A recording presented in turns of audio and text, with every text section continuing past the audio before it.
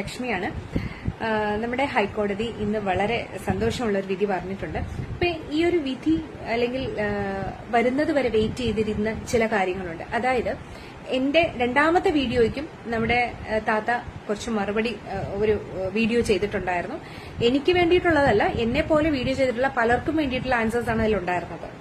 അപ്പൊ അന്ന് അതിന് മറുപടി പറയാതെ പോയത് എന്താണെന്ന് ചോദിച്ചാൽ, ഞാനൊക്കെ ഭരണഘടനയിൽ വിശ്വസിക്കുന്ന സാധാരണക്കാരായിട്ടുള്ള ആൾക്കാരാണ്. നിയമത്തെ വിശ്വസിക്കുന്നവയും നിയമത്തെ അനുസരിക്കുകയും ചെയ്യുന്ന ആൾക്കാരാണ്.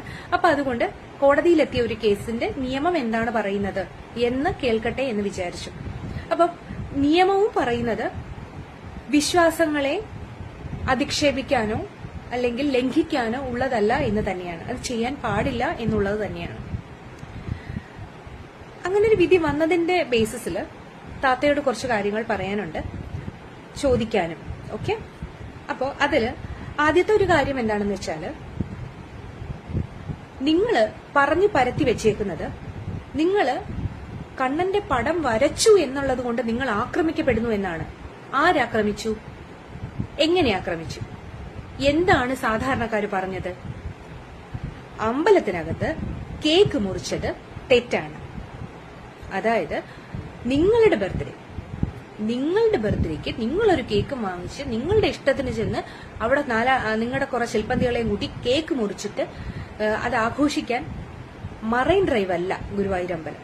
അത് ഗുരുവായൂരമ്പലം എന്നല്ല, ഒരമ്പലവും മറൈൻ ഡ്രൈവ് അല്ല, പാർക്കല്ല, ബീച്ചല്ല, റോഡിന്റെ മറ്റേ സൈഡിലൊക്കെ ഇപ്പൊ ഇങ്ങനെ പൂക്കുറ്റിയൊക്കെ കത്തിച്ച് ഇപ്പൊ ആഘോഷിക്കുമല്ലോ, അങ്ങനത്തെ സ്ഥലമൊന്നുമല്ല. അമ്പലം എന്ന് പറയുന്നത് പ്രാർത്ഥിക്കാനും ആരാധിക്കാനും മാത്രമുള്ള ഒരു പ്ലേസ് ആണ്. ഓക്കെ, അത് ഒന്നാമത്തെ തെറ്റ്. അത് മാത്രമാണ് വിമർശിക്കപ്പെട്ടിട്ടുള്ളത്. അത് നിങ്ങൾ ആദ്യം മനസ്സിലാക്കണം. ഓക്കെ, രണ്ടാമത്തെ കാര്യം, നിങ്ങൾ പറഞ്ഞു വർഷത്തിൽ 2 തവണ എനിക്ക് ഗുരുവായൂർ അമ്പലത്തിൽ പോകാനുള്ള അനുമതി നിങ്ങൾ തരണം. ഇനി ഒരിക്കലും അതല്ലാതെ ഒരിക്കലും ഞാൻ ആ സ്ഥലത്തെ പവിത്രത കളങ്കപ്പെടുത്തില്ല എന്ന്. അപ്പൊ നിങ്ങൾക്ക് തന്നെ ബോധമുണ്ട് നിങ്ങൾ ആ ഒരു സ്ഥലത്തെ പവിത്രത കളങ്കപ്പെടുത്തിയിട്ടുണ്ട് എന്ന്. അതുകൊണ്ടാണ് നിങ്ങൾ പറഞ്ഞത് ഇനി ഒരിക്കലും കളങ്കപ്പെടുത്താൻ ഞാൻ അവിടെ പോവില്ല എന്ന്. അല്ലേ? നിങ്ങൾക്കത് ബോധ്യമുണ്ടെന്നല്ലേ അതിന്റെ അർത്ഥം? പിന്നെ ഈ 2 ദിവസം മാത്രം പോകാൻ, അതായത് ജന്മാഷ്ടമിക്കും വിഷുവിനും അവിടെ പോകാനുള്ള അനുമതി തരണം. ആര് തരണം? നിങ്ങൾ തരണം എന്നാണ് നിങ്ങൾ പറഞ്ഞത്. ഈ നിങ്ങൾ എന്ന് പറയുന്നത് ആരാണ്? ആര് തരണം എന്നാണ് നിങ്ങൾ പറഞ്ഞത്? അതിന് നിങ്ങൾ എന്തിനാണ് പോകുന്നതെന്ന് നിങ്ങൾ പറഞ്ഞു. അവിടെ എനിക്കൊരു ചടങ്ങുണ്ട്. ആ ചടങ്ങ് നടത്താൻ, അതായത് നിങ്ങൾ ഫോട്ടോ സമർപ്പിക്കുന്ന ചടങ്ങ്. ഈ ചടങ്ങ് എന്ന് പറയുന്ന വാക്കിന്റെ അർത്ഥം എന്താണെന്ന് നിങ്ങൾക്കറിയാമോ? ഒരു ക്ഷേത്രത്തിന്റെ ആചാര അനുഷ്ഠാനങ്ങൾക്ക് അനുസൃതമായി നടത്തുന്ന കർമ്മത്തെയാണ് ചടങ്ങ് എന്ന വാക്കുകൊണ്ട് ഉദ്ദേശിക്കുന്നത്. നിങ്ങൾ വരച്ച പടം കൊണ്ടുവന്ന് നിങ്ങൾ അമ്പലത്തിൽ കൊടുക്കുന്നത് എങ്ങനെ, ഏത് തരത്തിലുള്ള ചടങ്ങാവും? അത് ഏത് തരം അനുഷ്ഠാനത്തിന്റെ ഭാഗമായിട്ട് വരുന്നതാണ്? നിങ്ങൾ വരച്ച പടം കൊണ്ടുവന്ന് അവിടെ കൊണ്ട് കൊടുക്കുന്നത് ഏത് ചടങ്ങാണ്? എന്ത് ചടങ്ങ്?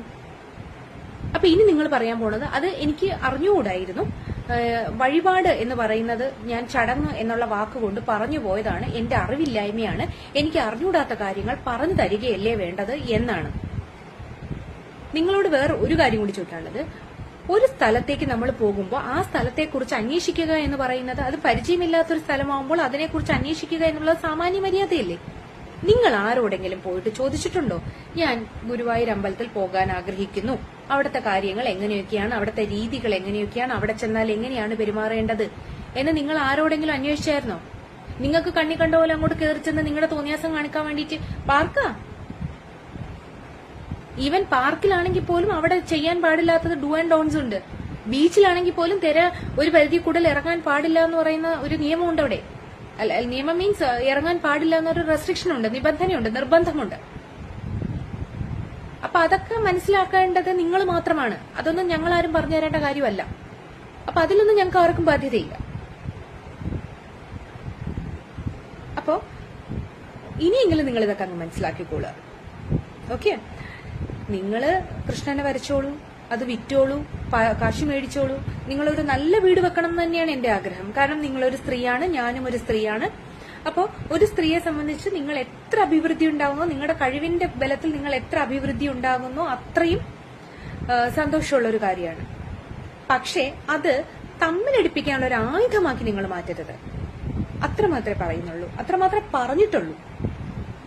പിന്നെ നിങ്ങളൊരു കുറി വരയ്ക്കുന്ന ഒരു റീൽസ് ഞാനും കണ്ടു.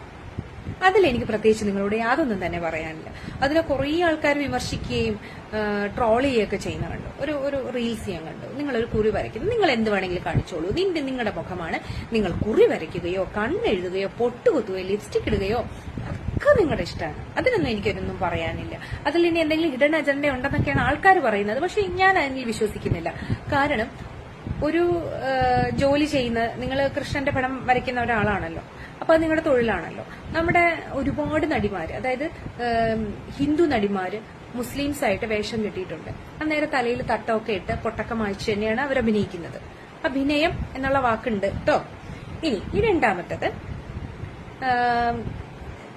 ഈ മുസ്ലിം ആയിട്ടുള്ള നടീനടന്മാരും അതുപോലെ തന്നെ കുറിയൊക്കെ വരച്ച് അവരവരുടെ തൊഴിൽ ആത്മാർത്ഥമായിട്ട് ചെയ്യുന്നതിന്റെ ഭാഗമായിട്ട് അപ്പിയറൻസ് ചേഞ്ച് ചെയ്യാറുണ്ട്. അപ്പൊ നിങ്ങൾ ഈ കുറി തൊട്ടതും ഇതുമാതിരിയുള്ള ഒരു അപ്പിയറൻസ് ചേഞ്ച് ആയിട്ട് മാത്രമേ ഞങ്ങൾ കാണുന്നുള്ളൂ. അല്ലാണ്ട് നിങ്ങൾ കുരി വരച്ചത് ഒന്നും ഞങ്ങളെ ആചാരം, നിങ്ങളൊരു കുരി വരച്ചത് കൊണ്ട് തകർന്നു പോകുന്നൊന്നുമല്ല ഞങ്ങളുടെ അനുഷ്ഠാനങ്ങളും ആചാരങ്ങളും ഒന്നും. അപ്പോ ഇത്രയും പറയാൻ എന്തേ വൈകി എന്ന് ചോദിച്ചാൽ, കോടതി പറയുന്നത് എന്താണ് എന്ന് കേൾക്കേണ്ട ആവശ്യകത അല്ലെങ്കിൽ ഒരു വിധേയത്വം നിയമത്തോട് എനിക്കുണ്ട് എന്നുള്ളത് കൊണ്ടാണ്. ഓക്കെ, അപ്പൊ ഇനിയും പറയാം കേട്ടോ, ഇനിയും പറയാം. അതിന്റെ മറുപടിയായിട്ട് ഞങ്ങൾ എല്ലാവരും ഇങ്ങനെ വന്നുകൊണ്ടേയിരിക്കും.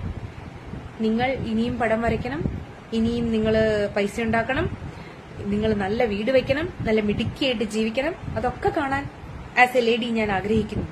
പക്ഷേ ഉഡായിപ്പ് കൊണ്ട് തമ്മിലടിക്കാനുള്ള വിത്ത് പാകൽ മാത്രം സമ്മതിക്കില്ല എന്ന് വെച്ചാൽ എനിക്കൊന്നും നിങ്ങളെ ചെയ്യാനില്ല, പക്ഷെ അതിന് ഞാൻ പ്രതികരിക്കും.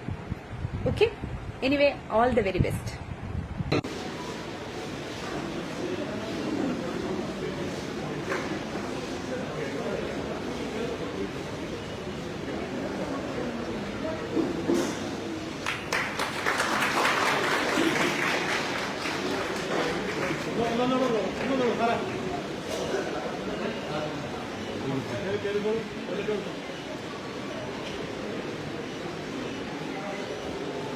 No.